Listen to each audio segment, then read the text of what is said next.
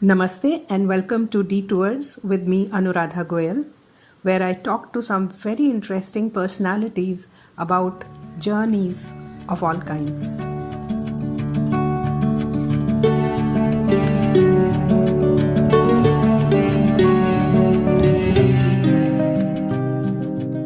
Namaste to all of you, and thank you for inviting me to be a part of your course on Hinduism. As you rightly said, I'm a traveler. I have traveled across India as much as possible, and one of my key focus during my travels have been pilgrimage travel, studying the ancient living cities of India, studying the pilgrimage sites of India, writing about a few of them. Hopefully, there will be much more in the near future. So I'm going to share what I have learned from scriptures as well as from my own travels. And with that, I would like to share my screen and start my talk.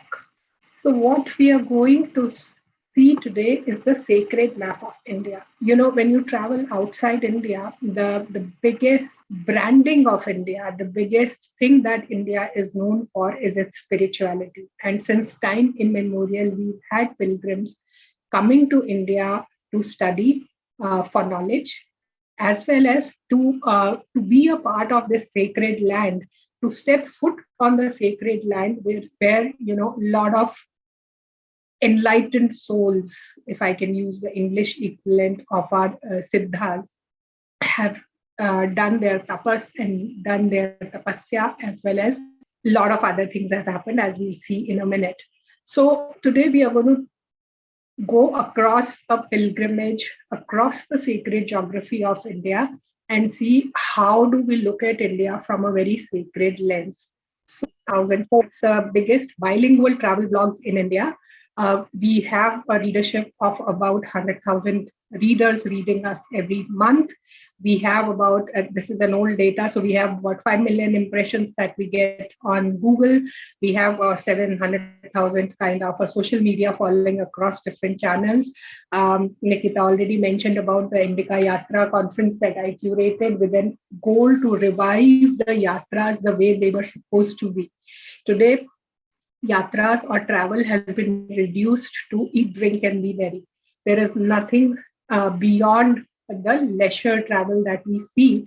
While travel has been done for very, very purposeful purposes, be it for education, be it for trade, be it for livelihood, and be it for gaining knowledge and spiritual punyas. So these are some of my books. In this, Lotus in the Stone is a travel book. It's a travelogue. Ayodhya Mahatme is also a travelogue, but not my travelogue. It's the travelogue of rishis and munis when they talk about their visit to Ayodhya and what they saw and what they experienced in Ayodhya. So this is a recreation of Ayodhya as it is described in Skanda Puran, which means as it existed at least 2000 years ago. And we recreated the map of Ayodhya by mapping what exists even today. And I'll share the map in a minute with you. Unusual Temples of India is about how temples are formed and how anything can become a temple if it means something to us. Cave temples is one of the oldest forms of temples. The earliest temples were cave temples, just like the cave dwellings were the earliest forms of dwellings in India or anywhere in the world for that matter. So these are some of my travel related works which are published in public domain. On my Instagram channel called Indie Tales, we are publishing temple stories where we write about every practicing temple with few details, the story of the temple, the period it was built, who built it if we know about it, and who's the presiding deity. So if any of you have temple stories from temples around you, irrespective of whether it's a big temple or a small temple, important temple or not so important temple, please send us stories. We will be happy to create this database of temple stories, a visual database. Now, with that, I would want to ask you guys, what is a sacred space?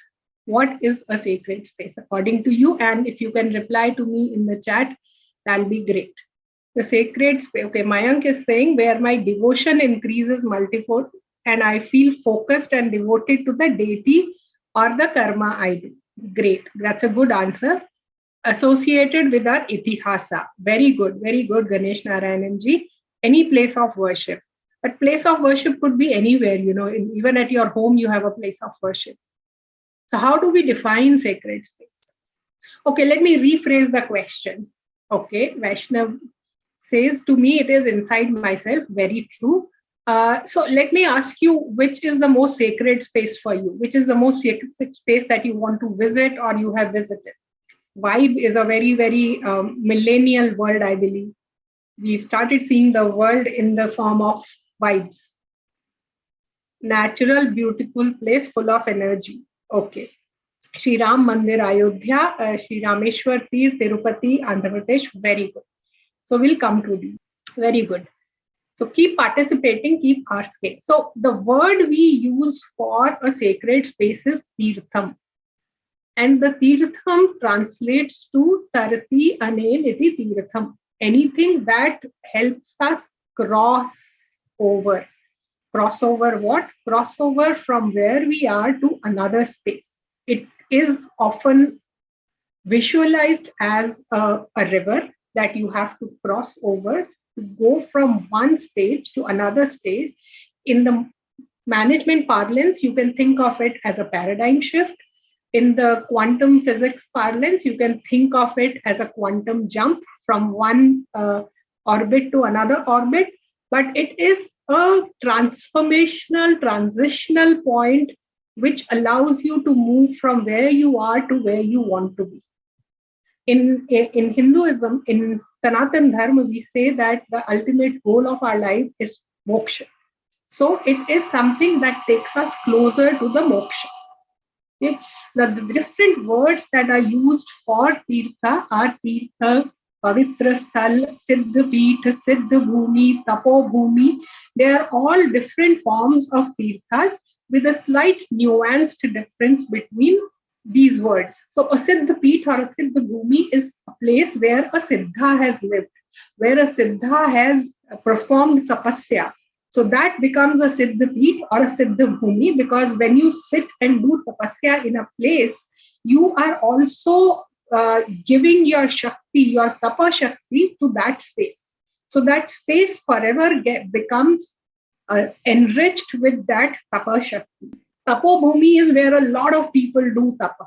So places like Naimisharanya, Pushkar, where a lot of our ancient saints and rishis used to go for tapa, and a lot of common people like you and me used to go for tapa and still go. We have these annual fairs and festivals where we still go for doing tapa.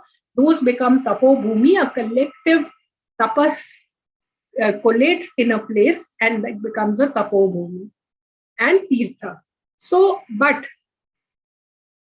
despite this, the tirtha is essentially a water body. So if you really look at all the tirthas that we are going to look at today or you know of, the key element there is a water body. The water body could be a river, it could be the ocean, it could be a man-made step well, it could be a natural or a man-made lake, it could be a well, or it could be any other form of water body, but water body is what is, in fact, one of the meanings, Sanskrit dictionaries, they will give you multiple meanings of tirtham. And one of the meaning is water. It also means guru. It also means somebody who is equivalent of a tirtham for you. But one of the meanings is water body. And if we look at the history of our pilgrimage places, we'll realize that the oldest and the most important tirtham at that place is the water body. So in Kashi, the biggest tirtham is Ganga. It is Omkareshwar, the biggest tirtha is Narmada. They are the biggest tirth. Everything else has come up later. So as civilizations settled, as we became more and more settled in our habitation, we started building, just like we started building our houses, we started building houses for our gods, which we call temples. We started building a whole lot of other things. But the most important thing in a pilgrimage place is a water body. And the most important act that you do in a pilgrimage place is to take snan, take a dip in that water body. So you do an avataran. You go inside that water body and you purify yourself. So the water body is the most important tirtham in any sacred place, and in fact, the water body itself is the sacred part of wherever you live. So I have, except one river which is not worshipped, Chambal, most other rivers, all other water bodies of any kind are worshipped locally or globally. There are rivers like Ganga or Godavari or Kaveri or Saptasindhu which are worshipped even at our homes. Even when we take bath, we remember those rivers and we want the properties of those rivers to come in the water that is in our bucket in our bathroom. But any river that is close to you, any lake that is close to you, any water body that nurtures you is sacred for you. So one of the most important tirthas is the water body. Now, this is a map of Ayodhya that we have recreated. But before I come to Ayodhya, I'm going to talk about something that we know little better than Ayodhya, which is Ganga. Now, we all know that Ganga is a very, very long river. It is approximately 2,500 kilometers long. Now, how is it worshipped equally across 2,500 kilometers? No. Where is it worshipped? It is worshipped at its origin in Gangotri and Gomukh, where it originates. It's called the Udgam. And the Udgam, or the origin of every river, is sacred. Wherever it originates from. So if you go to a place called Talakaveri in Karnataka, you have where there is Kaveri's Udgam, or Amarkantak, where Narmada's Udgam is there. Those places are sacred places where a river originates. Then, where do we worship Ganga next? There are many, many tirthas on Ganga, but I'm talking about a few big ones. The next big one is at Haridwar. This is where the Ganga enters the plains. So it enters from Devabhumi to Manushyalok in a way. And this is where it starts nurturing the humans, the humanity, the humans. So where it enters, in fact, one of the names of Haridwar is Ganga Dwar or Haridwar or Haridwar. Ganga Dwar means where the Ganga enters our realm. So we worship her there. In fact, if I remember correctly, till about 30 years back, the only place where we used to have Ganga Aarti used to be Haridwar. After this, the major pilgrimage place is Prayagraj, which we call Prayagraj now, but traditionally it was called Prayag or Tirthraj Prayag. Now, this is where Ganga merges with. There is a Sangam with Yamuna and Saraswati. Now, Yamuna itself is a big river. She originates from Himalayas, very close to Gangotri and Yamunotri, and she also comes down.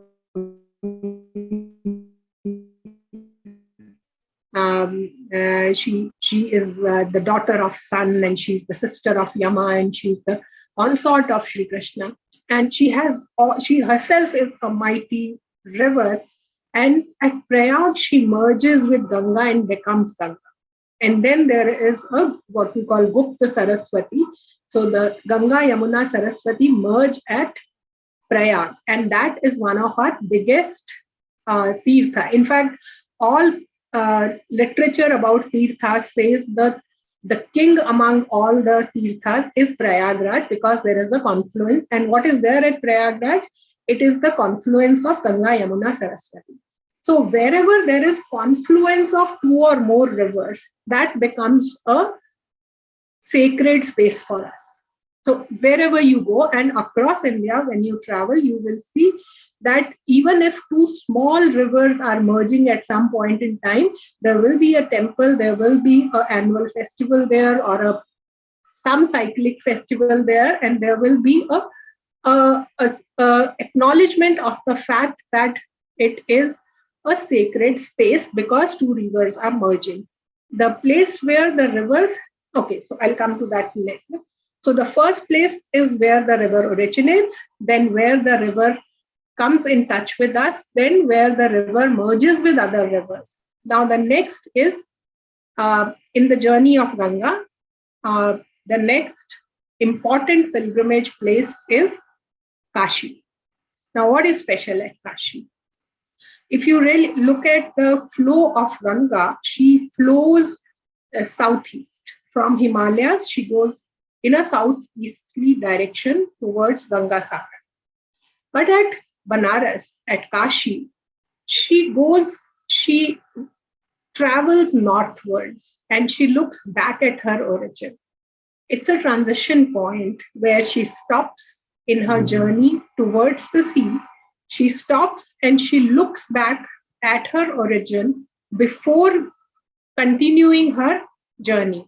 And if you compare it to our own journeys, we have certain points in our life where we stop and look back at our origin, look back at what we have done so far in our life, and from there onwards, we move on. And these are typically the transformational points in our journeys. And Ganga has that point at Kashi. And if I quote from colloquial sources, in Banaras, if somebody is speaking to you in a very, very casual way, and it's called the Fakkad way of Banaras, they will say, "Yahan to Ganga bhi ulti behti hai." Even the Ganga flows the other way around, and it's called Uttar Vahini Ganga. So the place where the flow gets otherworldly, or it looks back at its origin, that place is important. And then finally, what is important is the place where it merges with the sea, where it loses its identity and it merges with the sea.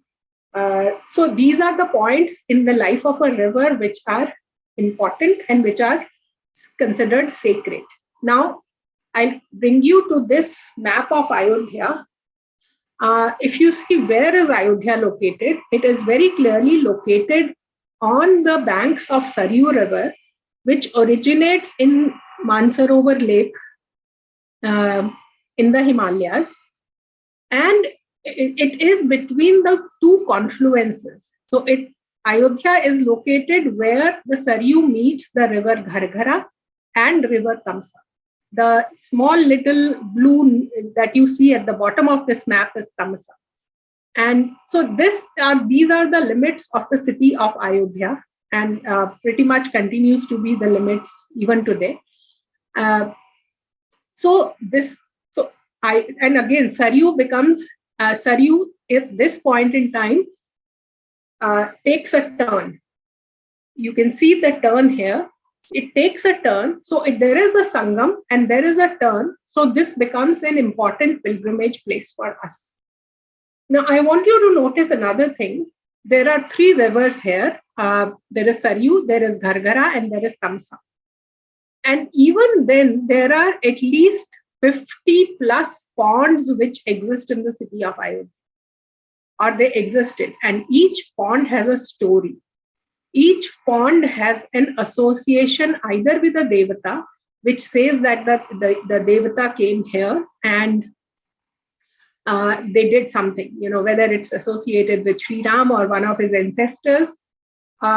It is associated with either a rishi who came or some story somewhere.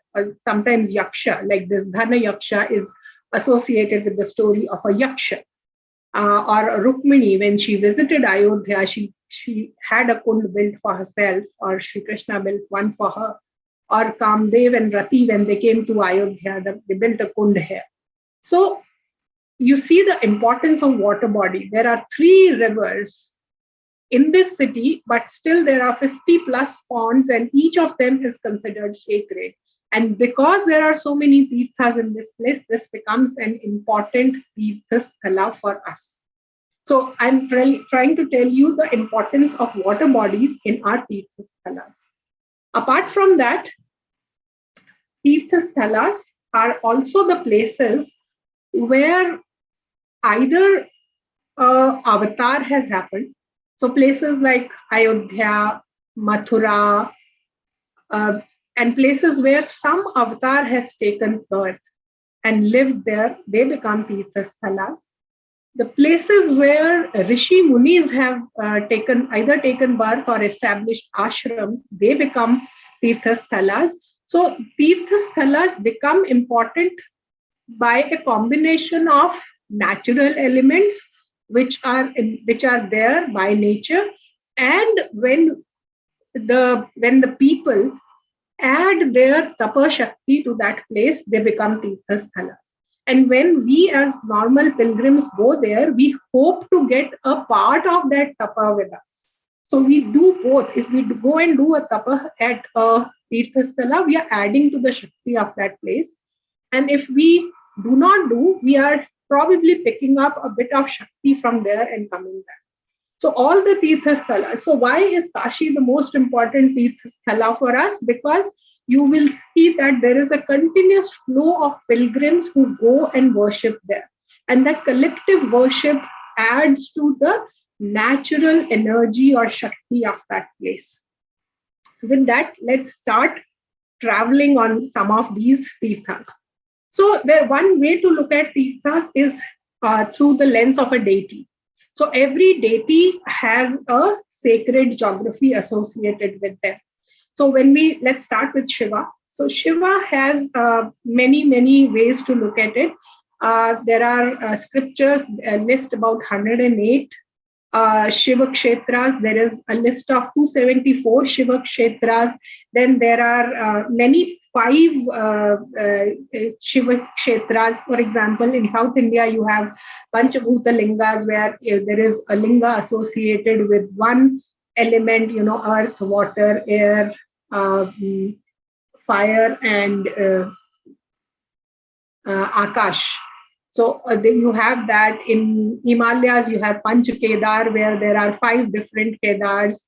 There are Panch Kailash, multiple Kailashes. So there are a lot of these Shiva Kshetras which you can find across India.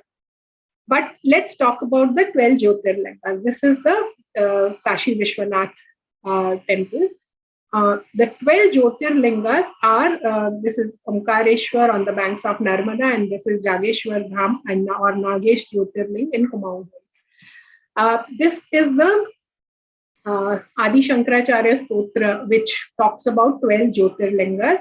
Saurashtre Somanatham shall Mallikarjun in Telangana, Saurashtra would be in Gujarat, Ujjain, Mahakal, Omkareshwar, Mamaleshwar. These are twin lingas on the banks of Narmada in Madhya Pradesh. Palyam, Vaidyanatham. Vaidyanath, there is confusion. A lot of people say Vaidyanath is in Kumaon Hills in Uttarakhand, and there is Vaidyanath, which was recently visited by the Prime Minister in Jharkhand.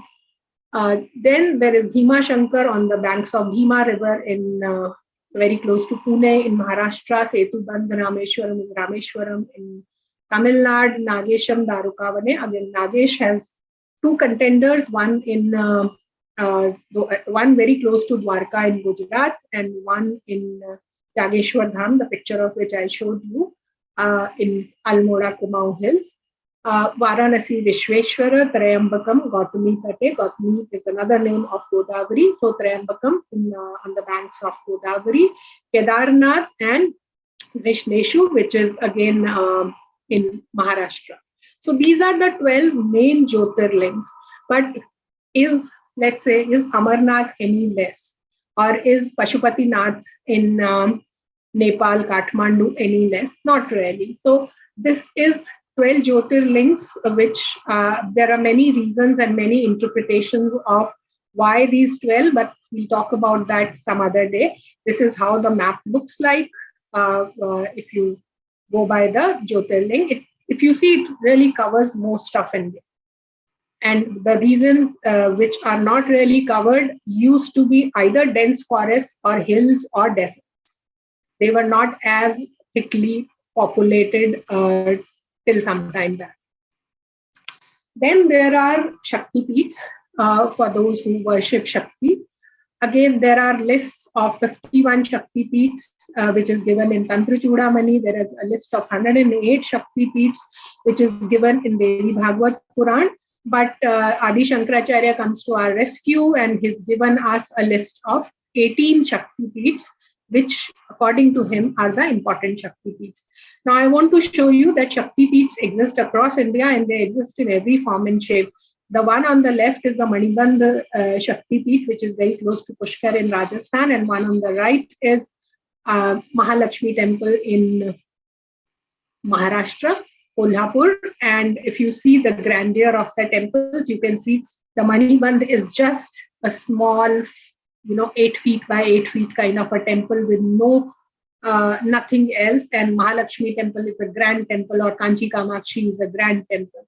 Now, these are the 18 Shakti Peeths. I'll quickly read. There is the Shankari in Lanka, Kanchi Kamakshi, Shrinkla Devi in Pradyumna, Chamundi in Kronchpatnam, which is Mysore, Amlapuram, Jogulamba, Sri Shailam, Brahmarambika, Kolhapur Mahalakshmi, Mahar, Ekveera, Ujjain Mahakali, Puruhutika, Odian Girija Devi, or she's also called Birja Devi, Manikya Dakshavatike, this should be somewhere in Andhra Pradesh, Harikshetre Kamarupa, Prayage Madhaveshwari, so this is Kamakhya in Kamrup or Assam, and Prayag Madhaveshwari, Jwalayam Vaishnavi Devi, Gaya Mangala, so Vaishno Devi or Jwala Devi in Himachal, and Mangala Gauri in Gaya, Varanasi Vishalakshi, and Kashmir Sharda Devi.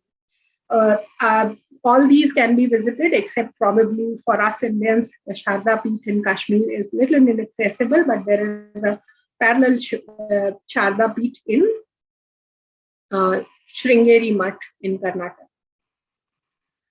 This is how the map looks like. If you look at some of the Shakti Peeths, this is not a complete map. It's very difficult to make the complete map. This is a map that I had created. So on a whim, I had asked people to tell me the places that in India that are named after Devi. And there is a list of about 50 odd places or 50 plus places that we listed. And again, the whole of India gets covered if you look at it. Then I will not get into the details of it. We know that there are 108 Divya Deshams, which are the 108 abodes of our important temples associated with Vishnu. This painting is from Varadaraj Perumal Temple in Kanchi. Then there are sun temples. Now, sun temples, unfortunately, are not really present. Somehow we have lost the sun worship in the country. We know there are 2 sun temples which exist on east and west of India. So the one on the left is Modhera Sun Temple in Gujarat, and on the right is a recreation of Sun Temple at Konark in Odisha on the east coast. Apart from this, there used to be a big Sun Temple at Multan. There is a Martanda Sun Temple in Kashmir. There is a Katramal Sun Temple in Himalayas. There is, of course, a Sun Temple in Ayodhya because that was the seat of solar dynasty Suryavansh. There are Dwadash Adityas or 12 Aditya temples in Kashi, most of which do not exist today, or they are very difficult to find, but we still know the places where they used to be. And the only worship that continues to happen to sun is the Chhat Puja that happens in Bihar, and the Sankranti that we celebrate, which is the transition of sun from one zodiac to another zodiac. जब सूर्य का राशि परिवर्तन होता है, that's called Sankranti. The most important Sankranti that we celebrate is the Makar Sankranti, when the sun moves to the Makar Rashi.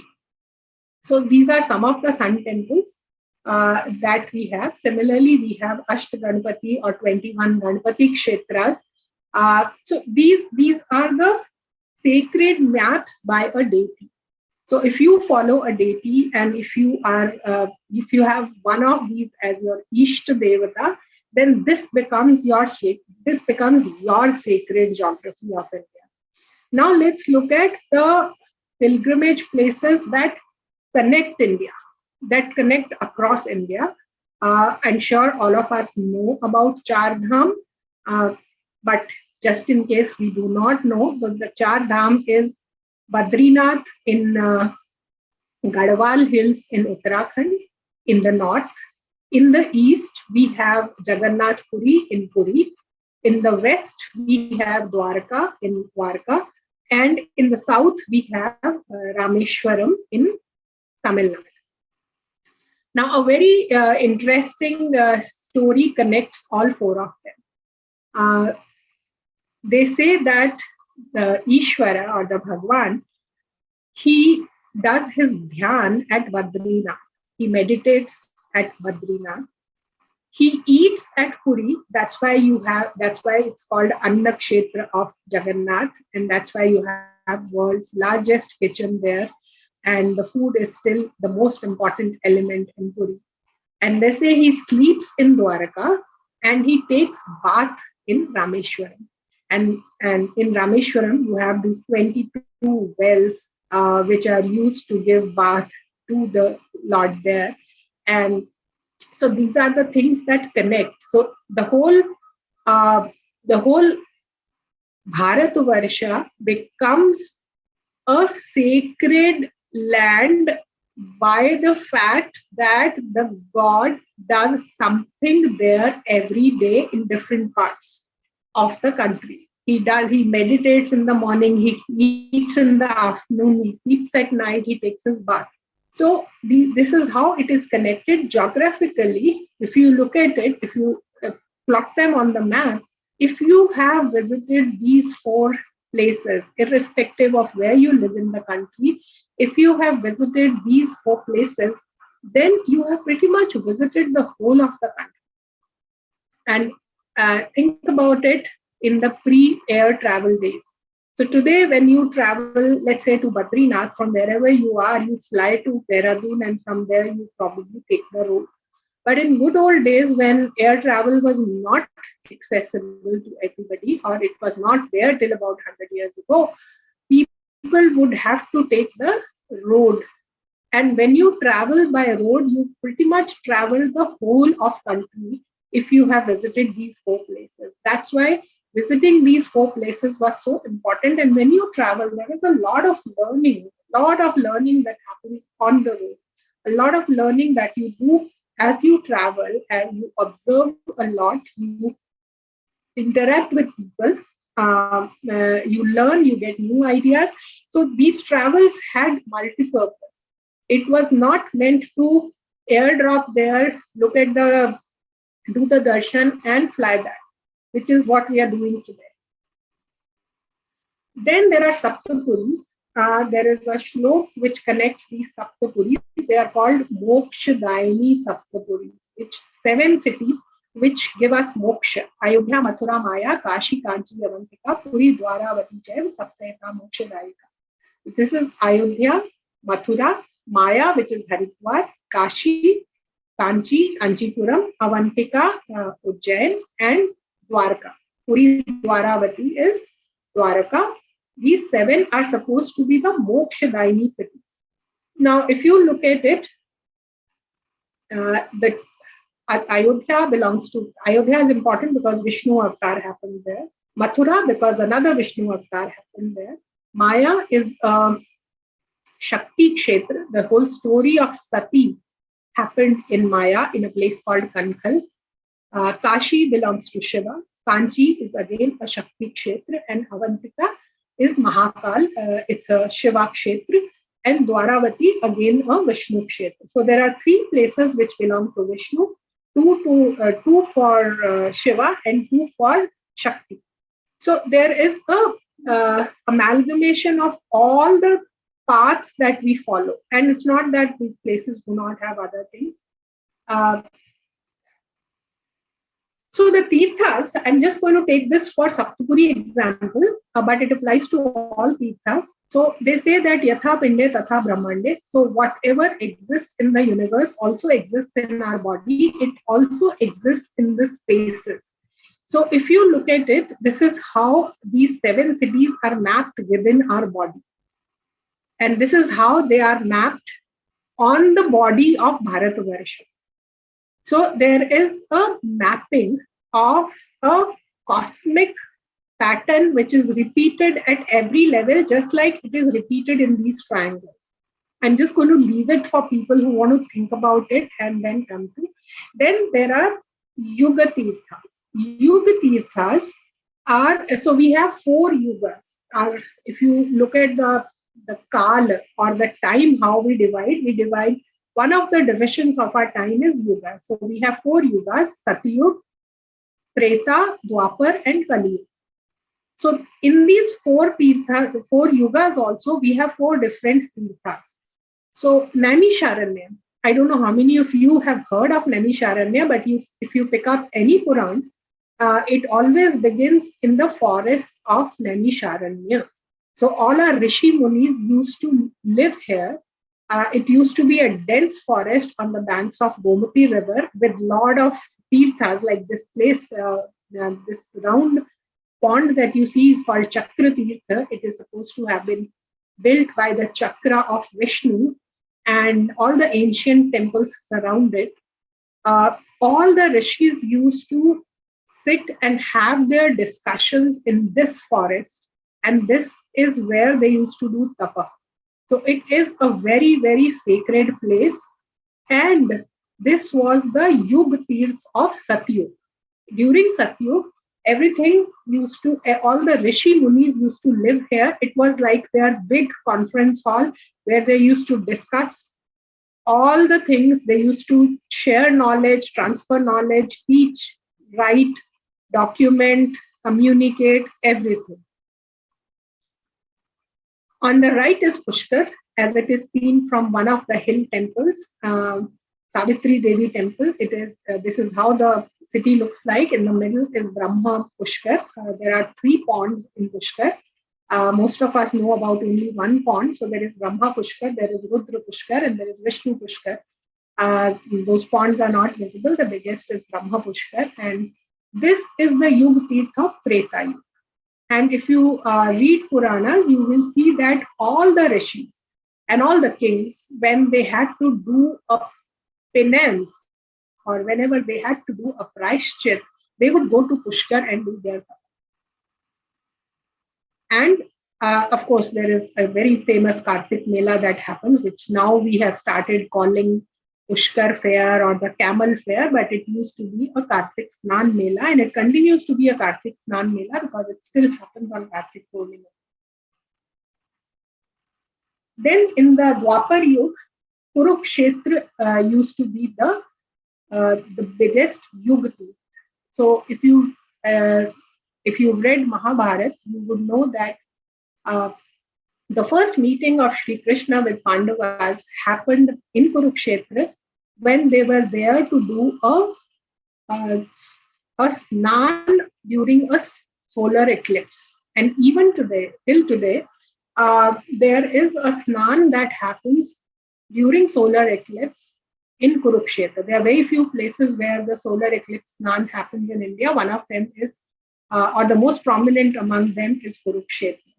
So Kurukshetra is a place, and of course we know that during Dwapar Yuga, the Dharma Yuddha happened in Kurukshetra. Now Kurukshetra is not really the city of Kurukshetra that exists today. Kurukshetra used to be a kshetra bound by the Saraswati and Drishkavati rivers, and it was a full big kshetra. The city of Kurukshetra have actually been set up post 1947. Then let's come to our Yuga, Kali Yuga. In Kali Yuga, Ganga is the it's unfortunate that what we have done to Ganga in last 30, 40 years, but Ganga is the biggest in our Yuga, Kali Yuga.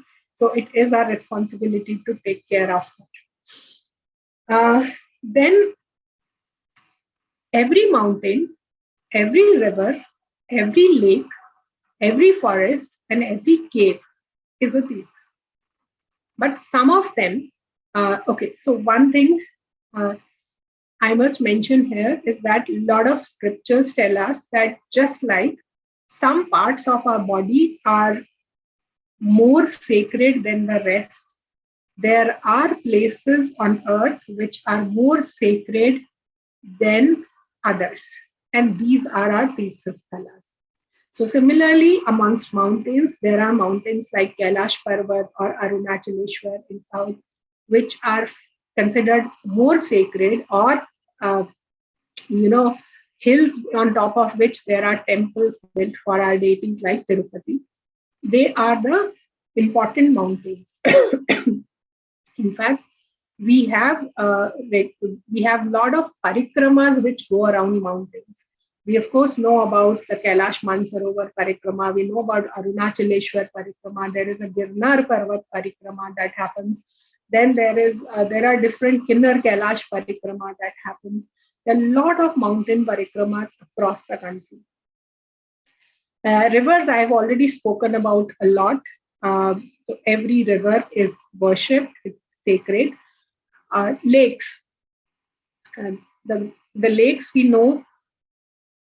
So this is how we invite rivers into our daily life. This is a shlok that we are supposed to chant to invite the seven Sapta Sindhu rivers, which is Ganga, Yamuna, Godavari, Saraswati, Narmada, Sindhu, and Kaveri, into the waters that we use so that we are nourished. These are cave temples. Sorry, let me come to this first.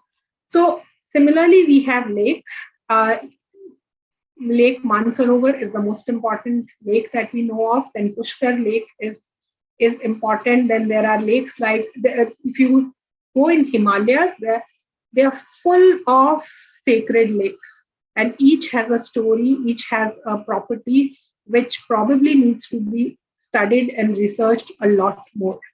Uh, every forest is sacred. We know about sacred groves that exist, which were in a way uh, preserving the biodiversity of the place. But there are forest temples, which I'll just show you in a minute. So these are some of the earliest temples that we know. The left one is from Udaygiri caves in Madhya Pradesh, very close to Sanchi. This is a Varaha avatar. He's taking out the Bhumi Devi from the ocean, and we see almost the whole pantheon of our devatas there, present there in some form and shape. And then the right one is from Badami in Karnataka. The reason I have picked up one from north and south is to tell you that cave temples, our earliest forms of temples, have existed um, uh, since the time we have existed, and they are also our sacred spots. These are the jungle temples. You know, I have traveled to many national parks, forests, done a lot of jungle safaris, and what I have found invariably is that there are temples which are dedicated to deities like Vanakhandi Mahadev, Vanadurga, Vanashankari, anything to do with one. So every one has its own sacred spot within. I mean, the forest itself is sacred, but it also has a divinity, a spot marked for divinity, which is worshipped by the people who work within the forest. You know, it could be forest guards or it could be anybody. It is worshipped by people who work there. Then there are Tarpan Tirthas, you know, the place where, although every Tirtha you can do Tarpan, the most tiny cities or Char Dham you can do a Tarpan, but there is a long list. I just picked up a few which are more popular or which I know to be more popular, which is Gaya, which is the biggest Tarpan Tirtha, Gokarna, Haridwar, Pushkar, Naimisharanya. But almost all the tirthas that I've spoken about, they are Tarpan tirthas where we want our pitris, our ancestors who have departed, we want them to उनका तारण करने के लिए, so that they also cross over peacefully. This is what we call Tarpan Tirthas. Then, of course, we have temples, which are our sacred spots, which are our sacred points. I will not get into that because we have a completely different lecture on different types of temples. So I'll skip this for a minute. Uh, then we have Kuladevata temples. You know, so till now, what I was talking about was something which was universal, which were our common sacred geography. So Akashi is sacred for everybody. Anybody can go there. But there are sacred spaces which are specific to you, either as an individual or as a community. There are these spaces which are more sacred for you. So, for example, your Kula Devata is more important for you than it is for me. So your Kula Devata is your sacred space. Your home temple is your sacred space. These are some of the Kuladevta temples. One is in Goa, which belongs to the God Saraswat Brahman community. And on the right is Tarani Devi temple, which is a Shakti Peeth, and a temple that belongs to the Charan community. And then there are other community temples, for example, those who follow Buddhism, for them, the places where Buddha lived, where Buddha was born, like Lumbini, or where he lived in his father's house in Kapilvastu, or where he attained enlightenment in Bodh Gaya, or where he started teaching, that is Sarnath, or where he had his Mahanirvan, Kushinagar, that becomes their sacred geography. Similarly, this is the temple on the left is Ranakpur temple in Jain temple in Rajasthan, and temple on right is Lama Yuru monastery, a Buddhist monastery in Ladakh. Similarly, you have Jain Tirthas. The Jain Tirthas, India is full of Jain Tirthas. It would need another lecture to talk about them, but they are found across India from north to south. Then these are some of the 5 important Gurudwaras of the Sikh Panth in Amritsar, Anandpur Sahib, Talbandi, Patna, and Nanded. So it becomes their sacred geography. Then we have Gram Devtas and Kshetra Devtas. So these are the Devtas which are important from where you live. So wherever you live, you will have a Kshetra Devata that becomes your sacred geography. So you're living in the sacred geography of that Devta. So that becomes important from a practical day-to-day aspect. So these are some of the Kshetra Devatas. In the interest of time, I'm going to skip their stories. Then there are ashrams. So we have Rishi ashram. So the one you see on the left is Valmiki ashram in Amritsar. But we know there is a Valmiki ashram in Bittur in UP on the banks of Ganga, and there are Valmiki ashrams which can be found across India. Which one is the right Valmiki ashram? Nobody knows, and honestly, it doesn't matter, because these are the places where some rishis or some shishyas of Valmiki have done tapasya, so they become important. The one on the right is Kanchi Dham, Neem Karoli Baba's ashram. So that has now become. So I'm showing you two traditions, one of which is ancient and one of which is very, very contemporary, which we've seen in our lifetimes. So this is how these are the sacred geographies created by the rishis and munis.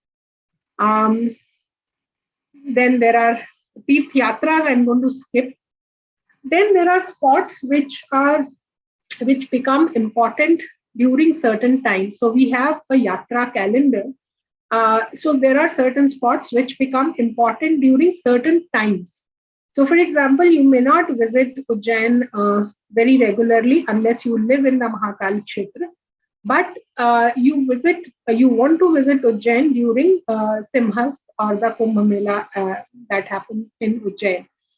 So these are the four spots where the Kumbh Mela happens. So this becomes a important geography from the perspective of actually visiting, and coming back.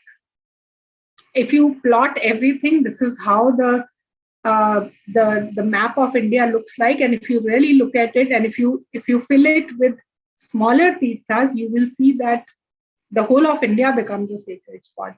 And the places, like I said before, if you don't see a high density of Tirtha Sthalas in a place, it is typically a place which was a dense forest or inaccessible mountains or a desert, not so well inhabited. Even there in the deep forest, you'll find one of Tirtha Sthalas, but not too many. Okay, so then there are different ways to the different classifications of a Tirtha Sthalas. So there is a Tirtha Sthala, which is there's one classification which classifies them into Nitya Tirth, Bhagavad Tirth, or Guru Tirth. Now, Nitya Tirth is a Tirth which remains a Tirth forever, eternally. It remains a Tirtha. So places like Kashi is a Nitya Tirth, or a Kailash Parvat is a Nitya Tirth. A Bhagavad Tirth is where some Bhagavad avatar has happened, or if it may not be an avatar, full-fledged avatar like Sri Ram or Sri Krishna, but it may be a place where Bhagwan gave darshan to a bhakta. Even those places become tirthas. Then there are Guru or Sant Tirthas. Wherever your Guru lives is your Tirtha, is one of your biggest Tirtha, is where your Guru lives. And or where a Sant whom you follow lives is a Tirtha. This is one classification. There are many such classifications. I'll quickly walk through one or two of them. Then there are these Tirthas based on how accessible they are. This is also one of the classification. So there is a Prapta Tirtha, which means which are accessible. Within that, there are two classifications, Sulabh and Durlabh. So let's say Kashi today is a Sulabh Prapta Tirtha. It is well connected by air, train, road. It has ample places to live, eat, everything. So it's a very Sulabh Prapta Tirtha. If you want to go, you can very easily go there. Then there are Tirthas which you can go, but it's not easy to go. They are Durlabh. So something like Kailash Mansarovar. You can go there. Technically, you can go there, but it's not easy. Not many people go there. Or let's say at this point in time, Sharda Peeth is a Durlabh Tirth for most Indians. Then there is a Vikalpa Samyuk Tirth where you create a Vikalp. So you have Dakshin Kashi, Uttar Kashi, you create this Ganga, that Ganga. So a lot of Tirthas we recreate. So those recreated Tirthas are called Vikalp Samyuk. So you don't go to the original Tirth, but a Vikalp that you have created for that Tirth. Then there are Ardhalupta Tirthas, Tirthas which were there at some point in time, but they no longer exist, or they are in some dilapidated state. So a lot of Shakti Peeths are in this state at this point in time. They are there. We know that this space belongs to them, but they are not there. Then there are Lupta Tirthas. They are something we have lost, something like Saraswati River, which used to exist at some point in time, which no longer exists. So that's a Lupta Tirtha. Now, the Lupta can be a natural Lupta, which means it has been naturally lost in the course of time, or it can be man-made Lupta. For example, Ram Temple in Ayodhya was kind of Lupta or Ardhalupta for us, but once it comes back, it will probably be a Sulabh Prapta Tirtha for us. So these transitions keep happening. This is one classification. Then, like somebody said in the chat, there are Manas Tirthas, which essentially says Satya, Kshama, Dan, Indriya Nigraha, control of your senses, and Sarva Bhuta Daya, a compassion or Daya for everybody, and Gyan. If you have these 7 things in you, you really don't need to visit a Tirtha. You have a Tirtha, and there's a saying in Hindi which says Man Changa to Kathati mein Ganga, which means if you have a pure heart, then the Ganga is within you. It is not really outside. You don't need to visit it. So these are Manas Tirthas. Okay, so I'm going to skip this in interest of time, and these are my coordinates, and I'll open it up to questions. If you have any questions for me, and you can post them in the chat or unmute yourself. Good afternoon, madam. Namaste. Namaste. Yeah, I'm Shiva Kumar. I'm in the medical campus of Amrita University. Okay. Yeah. So thanks for this wonderful lecture, madam. I joined slightly late, but I really enjoyed the talk, and this actually reinforces our belief that the it is the spiritual tradition that held this land together for centuries together, for for millennia together. Right. Yeah, in spite of alien invasions, I always used to feel that this must be the only culture which has survived in spite of not having political power for more than almost 1,000 years. Right. This Yeah. book of mine, sir, Lotus in the Stone, Yeah. this is precisely talking about what you are saying. It talks about how the stories connect India. Oh. So it is about, so I may not know your language. I'm a North Indian. Let's Yeah. say you are a South Indian.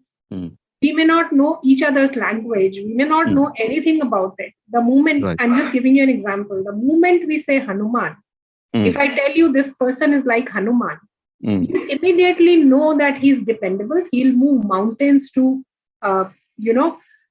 do things that you want him to do. Right. That is the strength of our culture. Yes. So without the barriers of, even with the barriers of language, these cultural nuances are understood so well even today across India. Yes, madam. The moment I say somebody is Shakuni, you know that you don't have to trust that person. Yes. So, in fact, this was the strength of this culture, and which helped the nation to stay and to reintegrate itself into one piece once the alien forces had to leave. I want to share one personal anecdote, madam. If I have time, I'll take another 2 or 3 minutes. This was in the year 2017. I had a visitor from Peru. Yeah, Peru. Working in Amrita University. I mean, I get to meet people from across the world. And this man from Peru, he came to me. He was in our campus, and I was asked to take care of him. And I was just talking to him, and he told me something very interesting. Very tall and very well-built guy. He's talking in broken English. He told me that, sir, our culture, that is, he is from Peru and he's a South American native person. He said, our Native American culture was very much like yours, sir. Like you worship nature, you worship the mountains, you worship the rivers, you worship the oceans, you worship the ponds and lakes. Likewise, we also worship nature. And he gave one more finer definition. He said, we worship all the stationary objects like mountains as the male form of divinity, and the moving form of nature, that is rivers and oceans, we consider them as female forms of divinity. And you have Tulasi as the sacred plant, and we also have a sacred plant. And he pulled out some leaves from his bag and said some mantra kind of thing and repeated, gave me that, and I was having that for many years. And he told me one thing. He said, "Sir, when the invaders came, they converted all of our people, but fortunately, we were living high up in the Andes mountains. So we escaped much of fury of the invaders, but they converted all our people. But since we were deep up in the mountains, we retained many of our traditional practices. So I'm part of that motley group which has survived this invasion, and but yet we are now trying to revive our culture and regain our lost glory." So here is a foreigner who admired our culture, and I that gave me a clear example of how, unlike South American native culture, this culture could withstand this onslaught. They could withstand only for a few centuries, but this culture, this land could withstand that onslaught for almost 1,000 years. So that shows the depth of the strength of the spiritual heritage, which had that resilience to take this degree of beating for so long and yet come out unscathed, without getting destroyed. So that's You are one right. episode Yeah, I would you like to are share. right in saying that we survived, but let us not assume that we survived just by that. There were many people who worked hard to keep it surviving. Yes, People, even today, if we are talking about this, what I spoke about is something that used to be pretty common knowledge till 2 generations back. We didn't need a lecture, we just knew these things. right, Our parents taught us, this was something that was passed on, but today we have to dumb it down and talk it in a language which makes it seem exotic. But the right. fact is that a lot of people through the ages have worked hard and Yes, sacrificed a lot to keep it alive. It has not stayed yes, alive on its own. Let us not yes, assume that, because a lot of times when we say it with a sense of pride, we simply forget, or we simply whitewash all the effort that has gone into keeping it living. yes, yes, madam. That goes without saying, ma'am. That goes without saying. So the culture was passed down from generation to generation, and that made it, survive. That goes without saying. And we have this tradition of sages and saints, throughout this period. And that's why I always say, in our mantra also we have this Asmadacharya Paryandam Vande Guru Parampara. So we have this, we acknowledge the grace of all the Mahatmas who appeared more during those days, during those periods when the culture was in great danger. When ideological conflicts were trying to erode the foundations of the culture, these sages throughout the India, whether it's Maharashtra, whether it's in South, or whether it's in Kerala or North, the sages appeared in every part of the country to uphold this culture. So that Guru Parampara was the one which we should be grateful for, and this has been ingrained in our prayers also. So that goes without saying, madam. Right. Thank you for joining us on Detours. You can also join us on Instagram, Facebook, and Twitter. Our handle is Inditales, INDITALES. See you soon.